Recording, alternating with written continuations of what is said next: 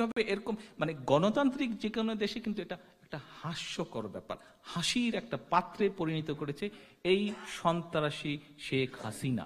এরা বাংলাদেশকে একটি সন্ত্রাসী রাষ্ট্রে পরিণত করেছে, এরা বাংলাদেশকে একটি ধ্বংসপ্রাপ্ত দেশে পরিণত করেছে, এরা বাংলাদেশকে পরিচিত করেছে বিশ্বমণ্ডলে একটি করাপ্ট কান্ট্রি হিসাবে, দুর্নীতিবাজ দেশ হিসাবে।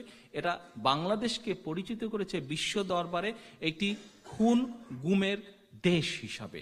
কাজেই আজকে শুধু বিএনপি বা বিএনপির নেতাকর্মীদের দায়িত্ব নয়, আজকে দায়িত্ব কিন্তু আমাদের 16 থেকে 17 কোটি মানুষের দায়িত্ব এসে গিয়েছে আজকে।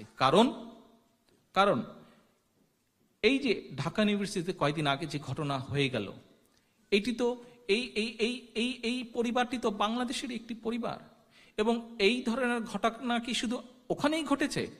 ওখানে ঘটেছিল বলে আমরা, পত্রপত্রিকা ছিল, সাংবাদিক ভাইরা ছিল বলে আমরা জানতে পেরেছি, কিন্তু হঠাৎ করে খবর পাওয়া যাচ্ছে বাংলাদেশের বিভিন্ন জায়গায় পয়লা বৈশাখীর মতন ঘটনা ঘটছে।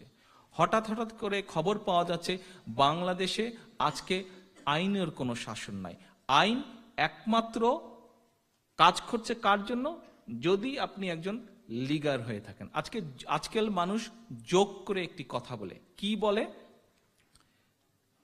এইদিকে 10 জন মানুষ ছিল আর ওইদিকে 5টা আওয়ামী লীগার ছিল, মানে তাদেরকে আর আজকাল মানুষের পর্যায়ে ফেলে না। আওয়ামী লীগার মানে অন্য কিছু একটা, আওয়ামী লীগার মানে অন্য কিছু একটা। কিছুদিন আগে কার্টুন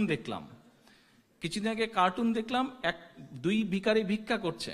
তো এক ভিখারি বলছে, ভাই ভিক্ষা তো মিলছে না, দেশের অবস্থা খারাপ, তো শুনি আওয়ামী লীগার এই সেই করছে, আমি ভাই আওয়ামী লীগার হয়ে যাবো।